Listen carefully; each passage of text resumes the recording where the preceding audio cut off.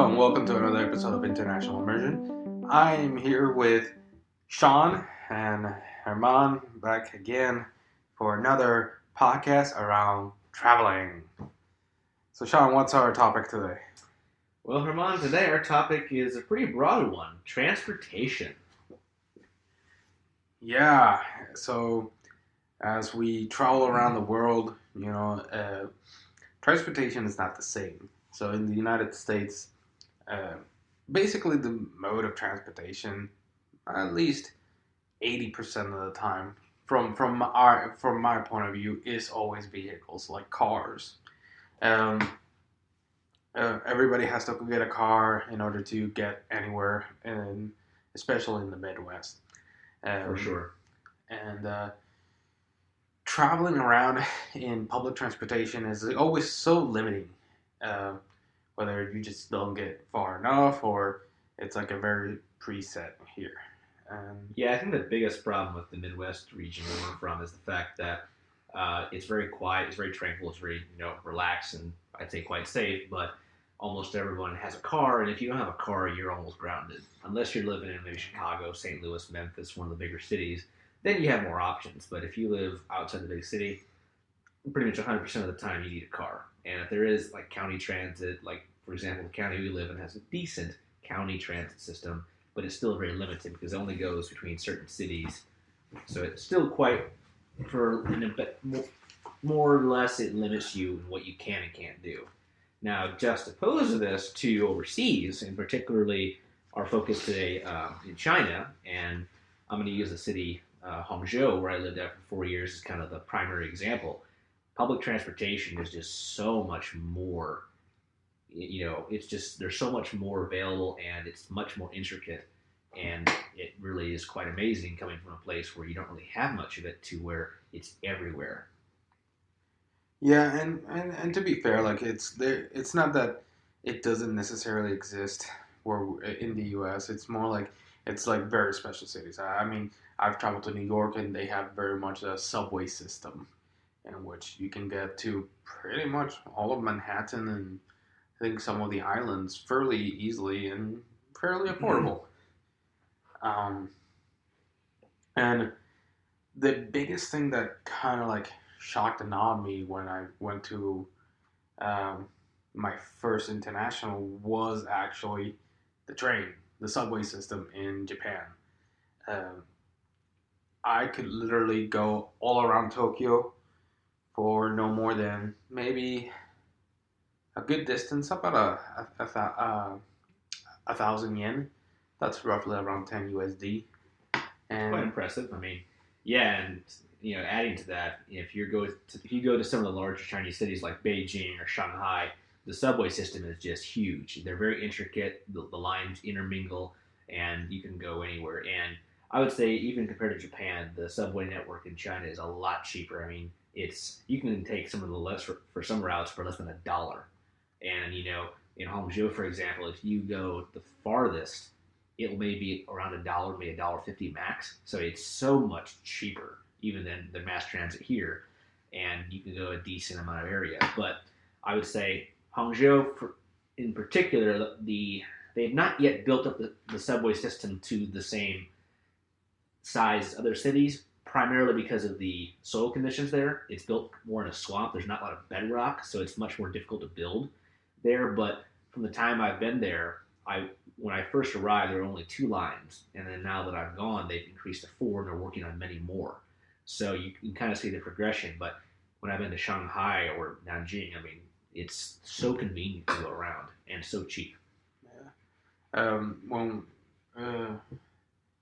It's just amazing how this network kind of grows. Like, I literally once got lost in the Japanese subway metro section, and I literally was very thankful that I downloaded an app that kind of just like it was an offline app that took you from point A to point B very easily. Like we got lost one time so badly that this was the only way that I kind of even knew how to like navigate through it.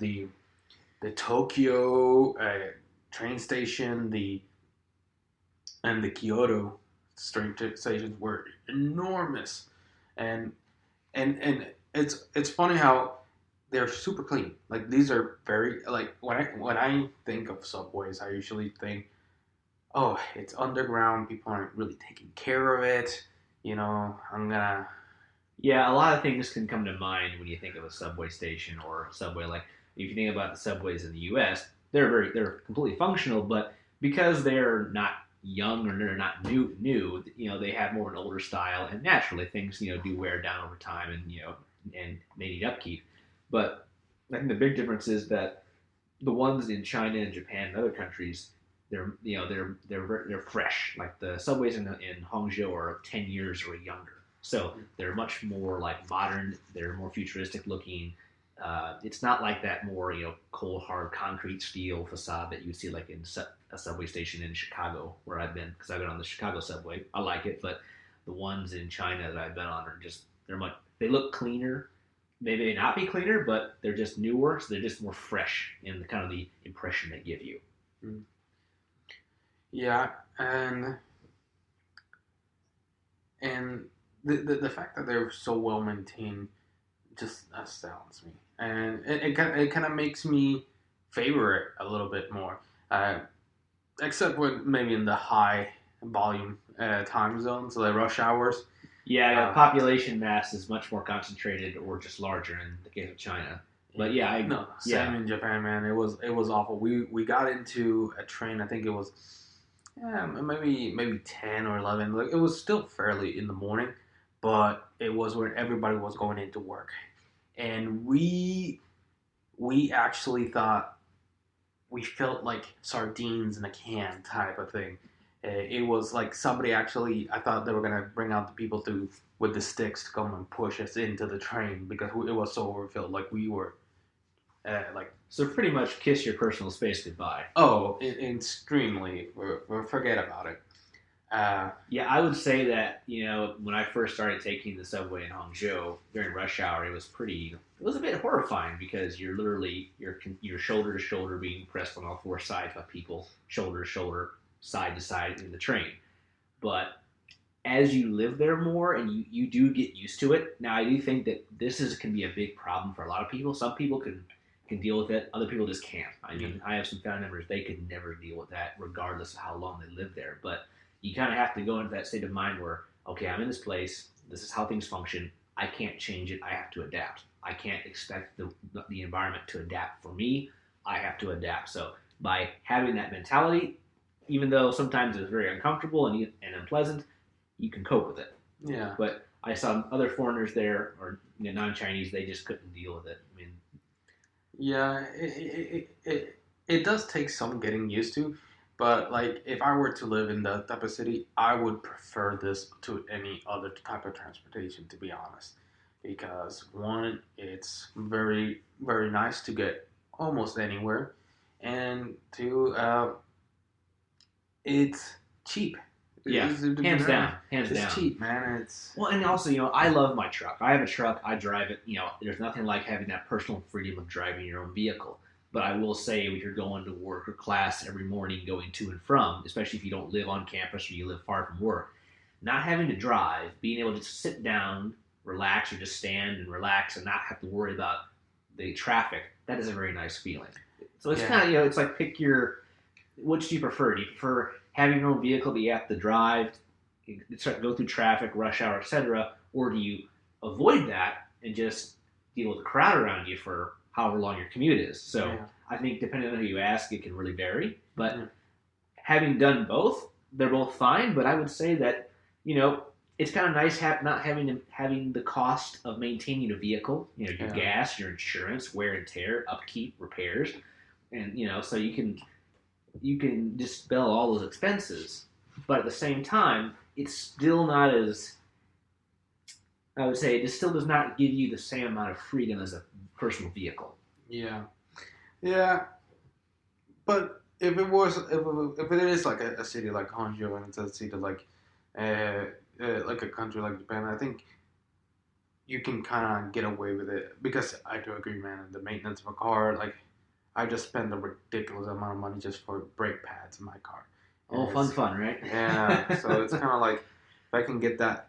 I mean, if I can already pay that through my taxes to the government in order for them to maintain that public transportation that is effective and never fails, you know, why not? A great example of tax money that you're willing to pay because it makes my life much more convenient, and it's easier to get to where I need to go.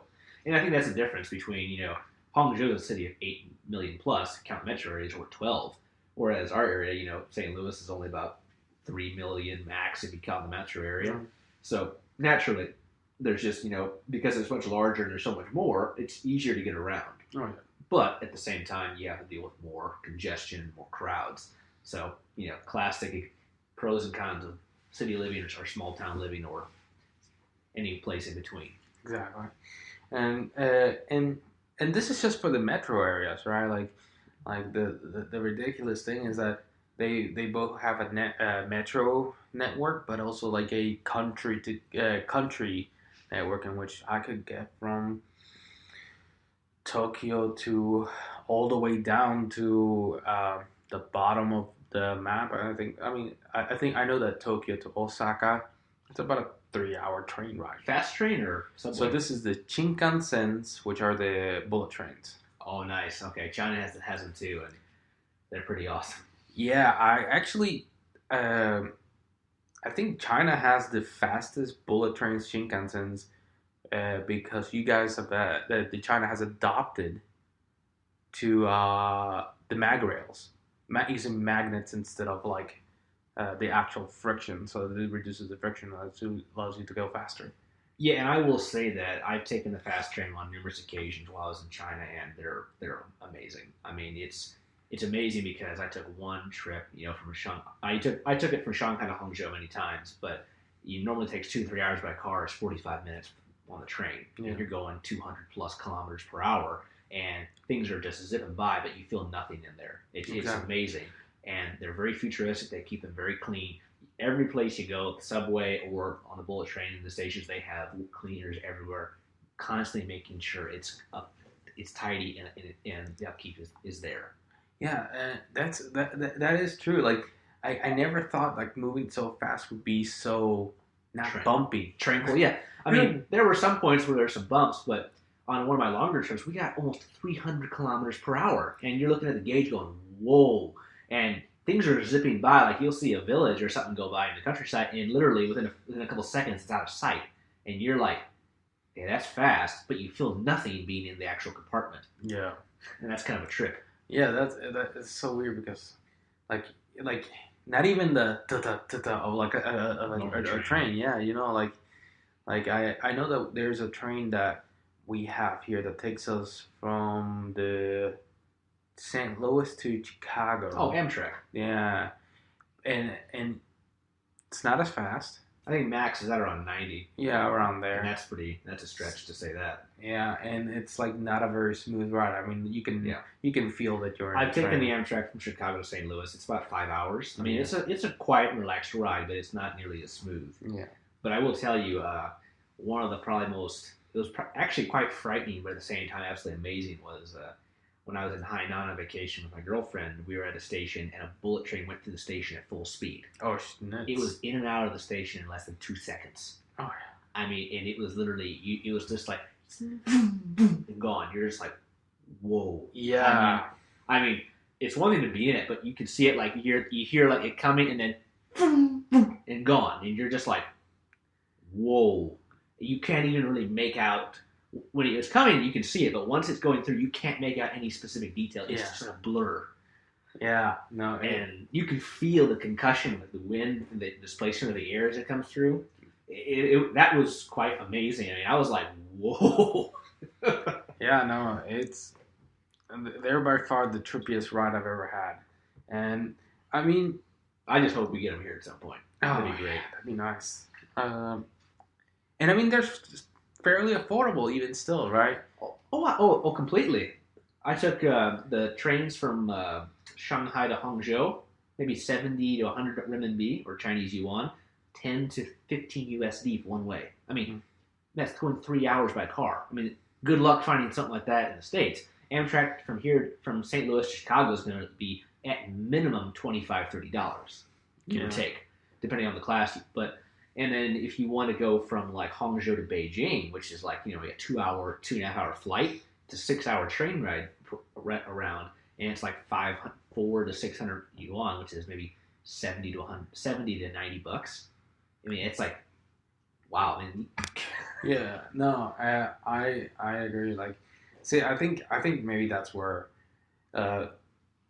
it's a little bit of a disadvantage. In Japan, I think the cost of the Shinkansen were a little bit more pricey. But you also have to factor in the currency difference. Yeah.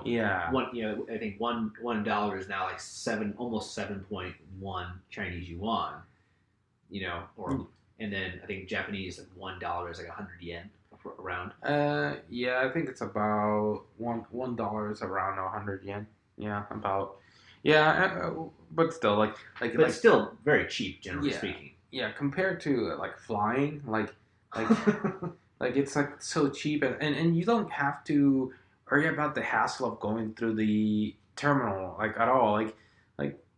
You can kiss all the security goodbye. Yeah. I mean, there is security when you go through on the bullet trains, but it's nothing like the airport. They don't strip search you, so it's much more laid back.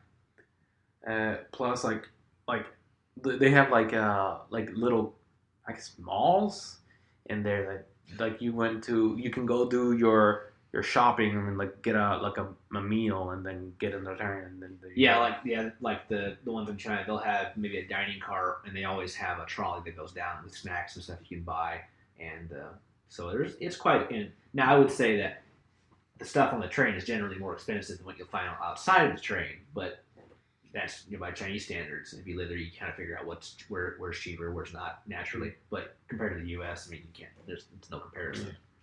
Cost comparison. Yeah. So I would say if you decide to travel to these countries, definitely try it at least once. I mean, take full advantage of the public transportation system in the city or cities you visit. You will not regret it. It may take you getting used to, depending on the population mass and also just how used it is. But you're gonna save a lot of money. 2, you're gonna see more things, and 3, you're gonna meet people. I meet people in the subway all the time. I chat. Really? In China. Now, I wouldn't say it's like every day, but I have met people in the subway that I've talked to and carry on a conversation. Now, but I would say that people in China are not as talkative in public as I'd say Americans are, but you never know. It just depends on where you're going and who happens to be around you at any given time. It's completely different in Japan, man. You're supposed to be silent. You're not supposed to be talking on your phone. You're not supposed to like in here. Think about how you take public transportation. Everybody's very loud and open and very energetic. No, man, in Japan, you have to be very respectful, and you kind of appreciate that because, maybe not being loud and annoying, having your phone out and speaking in speakerphones, hey, what are you up to?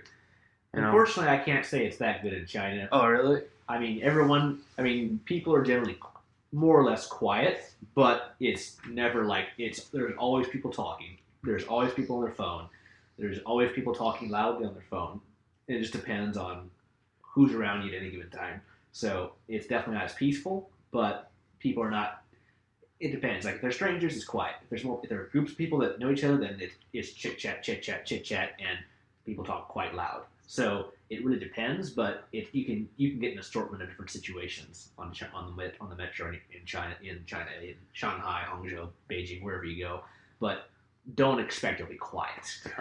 Yeah, no, it was the complete opposite. It was super quiet. You could just see everybody with their headsets on, maybe listening to music, no phone calls actually, and then reading mangas, and it was whoa,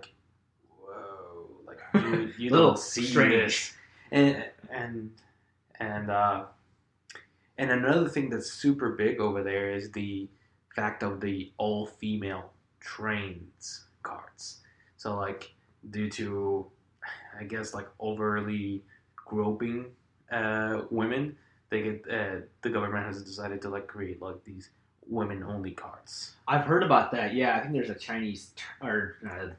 Japanese term I think called chikan.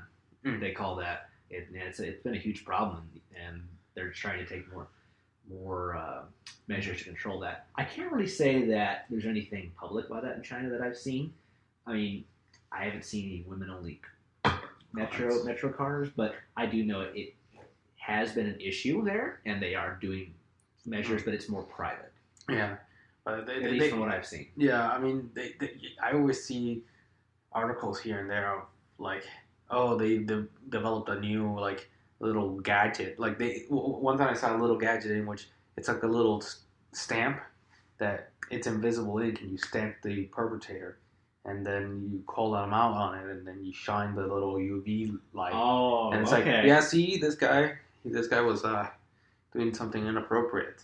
So, whatever works, right? Yeah, I mean, they're actively trying to solve the issue, and I think that's a very positive thing.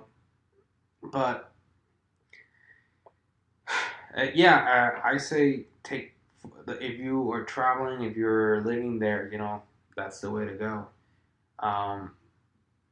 I've had the pleasure of using taxis. So for most of the major areas in Japan, like Tokyo, Kyoto, Osaka, the train system is actually very good, very good. However, in Hiroshima, it was quite atrocious, or at least I couldn't see it as much. Not as comparable. Yeah. So it kind of forced my hand into using taxis for the first time, and in my trip, and by far, like, taxis are so, like, again, I've only Ubered in the U.S., but unfortunately, I've had to take taxis in the U.S. and I remember one way from Chicago here to downtown like $50, and you're just like, no, taxis. I don't think taxis anywhere you go is going to be a cheap expense. And compared to public transportation, of course not. Oh my god! But there are definitely some differences between the prices country to country. Oh, for sure. And I would say that compared to public transportation in China, the taxis, they're definitely a lot more expensive. They're still very cheap by U.S. standards, but there's definitely a huge difference. Like in Hangzhou, the taxi fare rate starts at 11 RMB, and probably the most expensive subway route is 6 or 7 yuan in Hangzhou. So automatically, from the offset, you're paying more than a full, trip across the subway system in the city. So, but I mean, you kind of do sacrifice like a direct route versus a non-direct route, and I guess that does include like you have to pay more. Convenience. You're paying for convenience. Yeah. But I tell you, man, the fact that the taxi was clean. Didn't smell like smoke, didn't smell like puke or anything. The taxi driver was even like very like had like little covers all over the seats, and they all wore like gloves. So you're not actually like touching anybody, like germs passing, I guess, is the idea behind it. So it's very well maintained, and so it's a very well maintained. Like if you feel like you're actually getting into like a very luxurious taxi, when you're just getting into a normal taxi. I would say, in Hangzhou, in particular, where I've taken those taxis, it's not that, like prestigious or like, ooh, wow.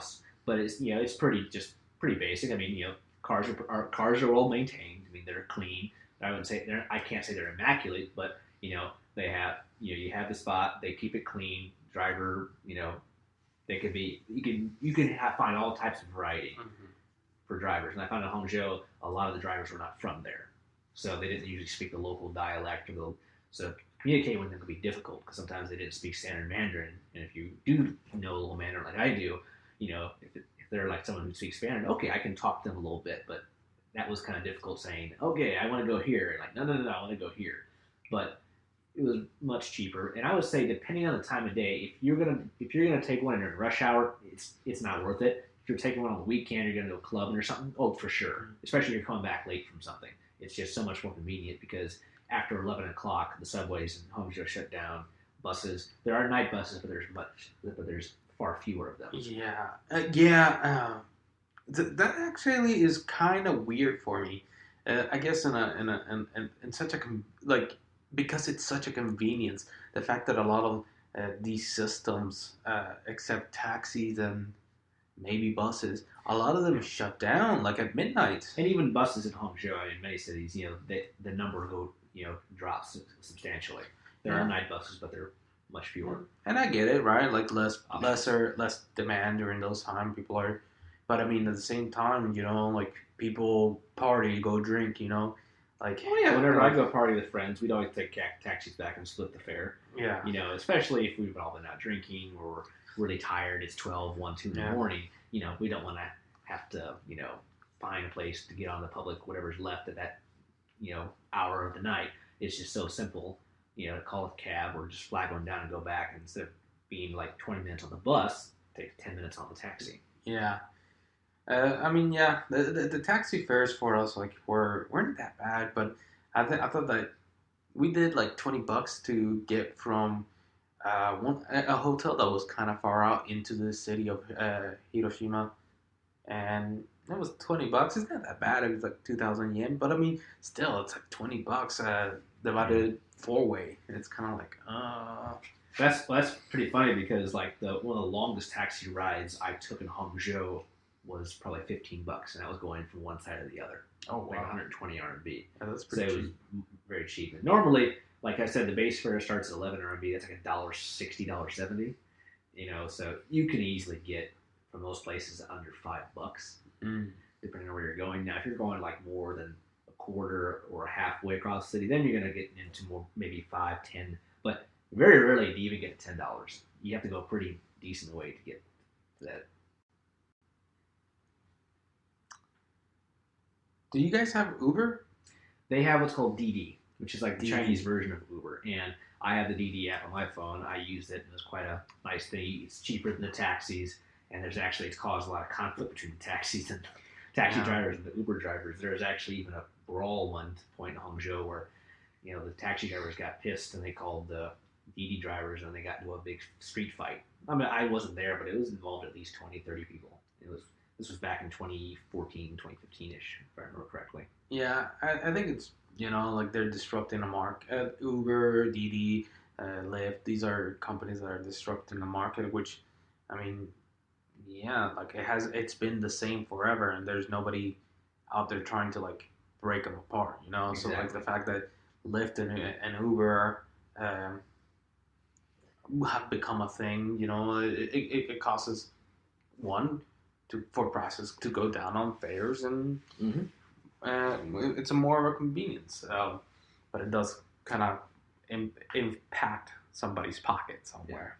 Now, I will say the one thing I did notice in China was that if you're a foreigner and the driver knows you don't speak Chinese, they think you're a foreigner, they may say 50, like they may give you a set amount and not put you on the meter. Never do this. Make sure they put you on the meter.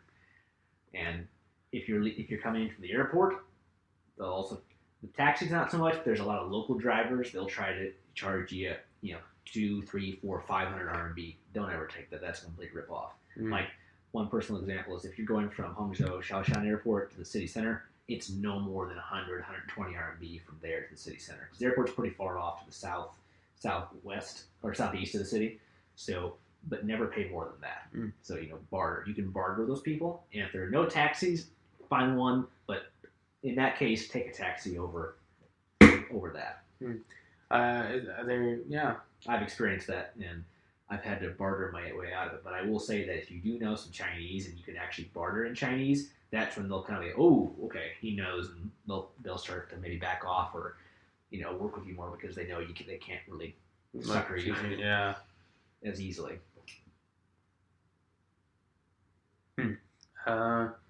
Yeah. So I mean, taxis are okay, but I would still stick to like other publics. I've only done a bus once in Japan. I mean, everything else was so convenient that like the buses were the last thing to kind of go. And I did once from a station to a factory. Like we were going to a beer factory, and the only way to it was a good time. But like the only way to get there was through like a shuttle that they provided. So we had to wait for the bus. Um, and I mean, it was like very calm, very chill, like very spacious. Actually, I was really surprised. And but I don't know. How are your experiences with buses? Well, my friend, buses were the primary form of transportation that I used in China the entire time I was there. And I would say that above any other form of public transportation, buses are by far the most frequently used by myself while I was there.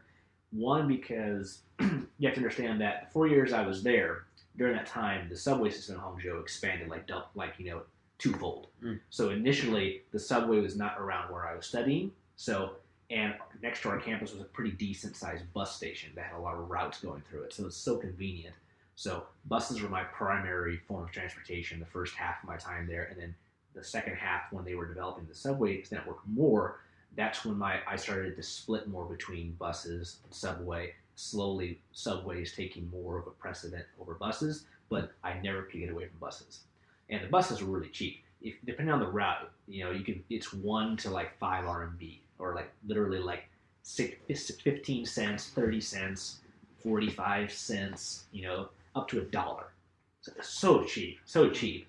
Now, I will tell you, these buses they're not, I wouldn't say they're not comfortable, but they stop and go, you recoil back and forth from the bus, you got to hold on. Uh-huh. So if you're not used to it the first time, it's going to be a wild ride, because they don't stop like gingerly like they do here. I mean, they stop and, it's quite bumpy. So, I would say depending on your balance and equilibrium, be cautious, but you get used to it after a while. And just like the subway during peak hours, you can be literally getting on and off can be a real pain. You have to literally meander your way through people, like pushing through to get out. But if it's not during rush hour, it's not too bad. Huh. But there's so many networks in Hangzhou, and it's just so convenient. But at the same time, it's the cheapest form of transportation. It's the most available, but you have to deal more with crowds and more with traffic. Mm. So what was your average, what was your average time in a bus, just to get from point A to point A? For example, my when I was living on campus, most of my courses were on the same campus, so I didn't have to use it. But I did have a Chinese course, and I had a China culture course at one of the other campuses. So I would take either one of the school buses, which was like a full shuttle bus, much more convenient, much more comfortable, but they weren't always available during the hours I would go there. So I usually take one bus 89, from my campus down to the other campus. It'd take about 20 minutes one way. And depending on, usually when I went down, one class was in the evening, so going down is around 5 or 6. It's kind of the end of rush hour. It'd take half an hour to 45 minutes, depending on the traffic. But coming back, probably 20 minutes or less, because it was around 8:30, 9 o'clock by the time we get back. But I do remember getting out of class at around 8:30, and the last bus was at 9, so we had to rush down to the bus stop on the other side, on the other corner of campus, the other campus, to get up, make sure we didn't miss the bus before that bus stopped. And that's another thing that's really important, is you have to learn the routes. So me and my friends, we would just randomly go on buses for a day and just find places and experiment. And that's how we learned a lot of the routes. And you learn how much they are, what time they start and stop, the station names, all these things. Man, it seems like you guys needed an app. That was an app opportunity right there. Yeah, and like you said, I did download the Shanghai Metro app. It's a godsend, especially if you're off Wi-Fi or something, or you don't have service. It can save your butt. But I would say that most my fellow Americans here, I think they'd have a hard time with the bus system there, because it's convenient, but they wouldn't be used to the number of people, how they're operated, kind of the rough rides compared to the buses here. But it was never a dull ride. Yeah. And kind of going on that, one thing that I got not too long after I was there was I got a bus card. It was a bus and subway card. You could use it for both. And you would charge every month. You could put 50, 100 Chinese yuan on it, and you would just scan it, and you get a little discount from either the bus or the subway, and it saved you a little money. Not a lot, but it still adds up over time, and that really is nice, because you don't have to make sure you have enough coins, or you make sure you have the right bills to feed the machine, get your ticket, and it's much more expedient to use that. So anyone who's going to be there for more than a few days, maybe a week or two or longer, get a bus card or a subway card. It's really going to help you out. Yeah, I think that's what we're gonna be doing on my next trip to Japan. It's like uh, we had these like 1 day passes that were like godsends because like you can go from A to B, bus, train, doesn't matter. That's And nice. yeah, and it was $10 like for 1 day. Like you get go everywhere. I mean, for we were sightseeing like true like sightseers. Like we were moving from point A to point E every like 30 minutes or so. So it's kind of helped us. Yeah, if you're gonna be like doing a lot of traveling around a city for a day, if like a, if you're even having a tour or something, then those are worth it. Yeah, so like I recommend getting the those passes. Like those are probably the best way. One of the best ways. And and if you don't know how much public transportation you're gonna utilize while you're there, if they have the option of a card or what Herman are saying about get a card, put X amount of money on it that you think will last you, and then you can always add more later because you can always add more at the subway stops or the bus stations. You could add more if they had a kiosk, or every subway station you could add more money on your card. It's never a big deal. And at the end of your trip, you get a nice souvenir. Exactly, and my Hangzhou card, if I go back, I can use it. So it's convenient. I'm like, well, why would I get a new one? I'll just keep. Yeah, and if you have any subway cards or anything that they don't expire, keep them. When you go back, if you ever go back, you can use them. And especially if you have money left on them, you already have something to play with. But one thing I wanted to share with everybody is, the fast trains in China and Japan are very nice, luxurious. But I did have an experience where I went on a trip to West China and I took one of the overnight slow trains. And I must say, this was a shocking experience in a multitude of ways. This is because this was an overnight train, a slow train. It was 8 hours, and it was a sleeper car. The whole train was sleeper cars, and it was just packed with people. It was an experience. Yeah, it's kind of weird when you see these trains and these transportation when people are kind of sleeping in there. Well, and the thing was this car, like they had all these there was no like enclosed compartments. They were just all open, and every stall had like 3 bunks on each side for like 6 people per actual row, and they had a bench on the other side of the car where people would sleep and everything. And I would say there were maybe 60 plus bunks in this one car, but there were probably 100 people in the car. So that was a really interesting because I was the only foreigner on this train, and we're not in East China. We're out in the west. We're out in Xi'an, going to Xining, which is in Qinghai province, which is more central West China.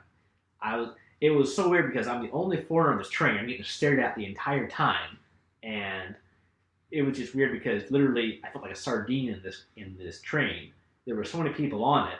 There was no privacy. There was no like shower or anything. All they had was a bathroom and a sink per car, and shared with 100 people. You can do the math there. Mm-hmm.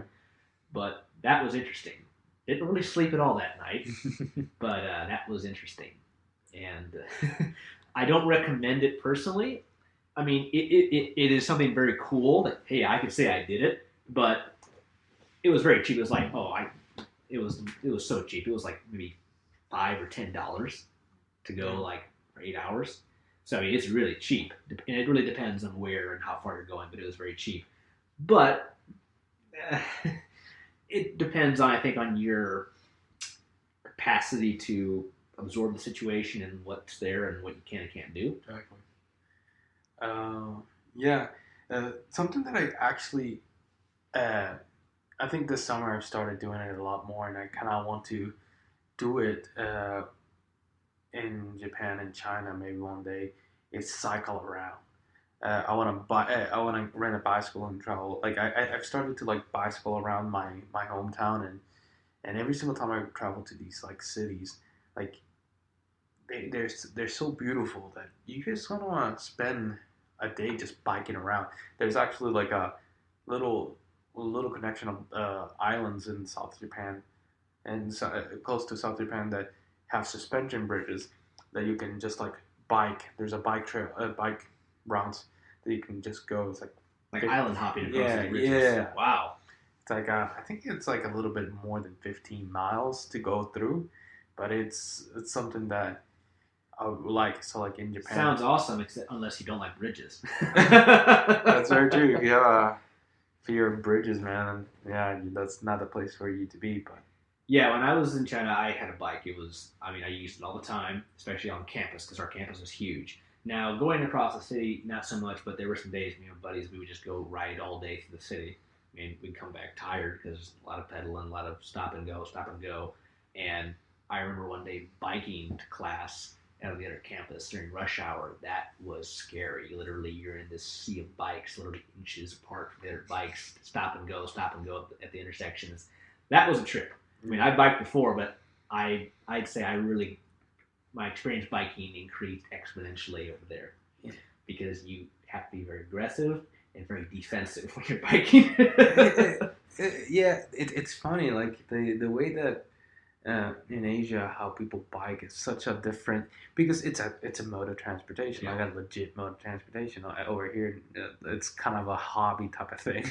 Like you can get around for sure. Like, but it boils down to where you live. Yeah, exactly.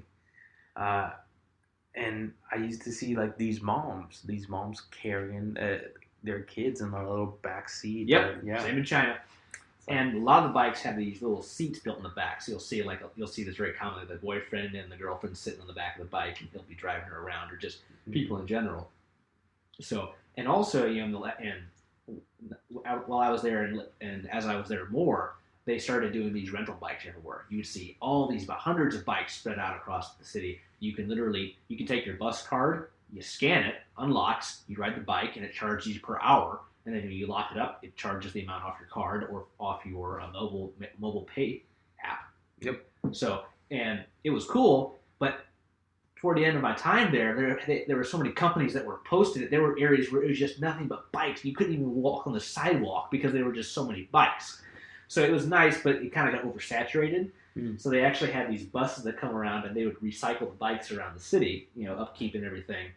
It was cool, but it was in places it would get a little oversaturated, especially with everyone would leave one area and go to one area.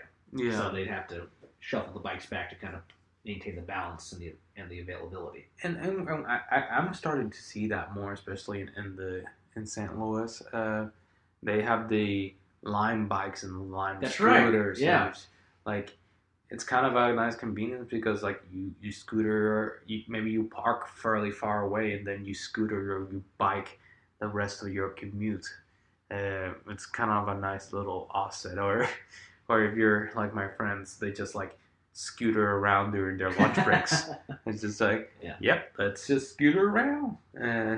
No, it was really convenient, especially if you're not too far from home. Like let's say you want to go to the mall maybe a mile away. You just find one of these bikes, ride there, lock it up, do your thing, and then let's say you get groceries or something, you just get a bus and go back.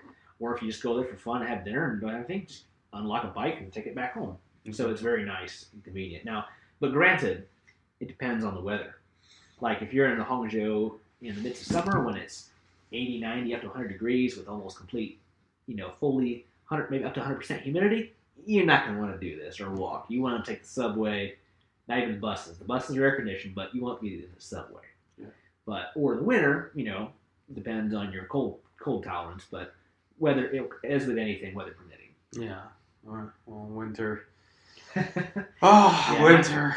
Not looking forward to winter again as it's coming on slowly but surely. Yeah, it's getting closer. I'm hoping that on my travels right now, I won't get hit too badly with winter.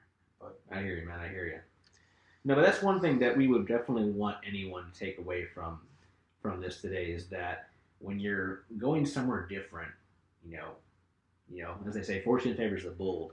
Try things out, see what it's like, and I think for someone who's only used to one or the other, doing the other, if you're only used to having a car and going from place to place with your personal car, switching over to public transportation, it's going to be a switch, but it's definitely going to maybe give you more of a larger scope of comparison. And having come back to the U.S. now from being over there, and I think the same with Herman here, it definitely changes our view. And I've even thought, I may start using one of the buses that are close to my apartment to, go to work because it's close to where I live and it's close to where I go to work, and it's like $1.50 one way. Mm. Like, well, I may start doing that to save money, save wear and tear on my vehicle, and why not? I did it over there, I can do it over here. But I think a lot of people who have not used public transportation, they're a little hesitant. Yeah. For a variety of factors, and I'm sure we could talk all day about it, but I do think that you should definitely try both, and it will definitely influence your thinking and your mindset about it. Yeah, I think the way to go is public transport, especially in Asia. Like, probably the best mode of transportation you're gonna get through. And, any large urban center is the way to go. Yep.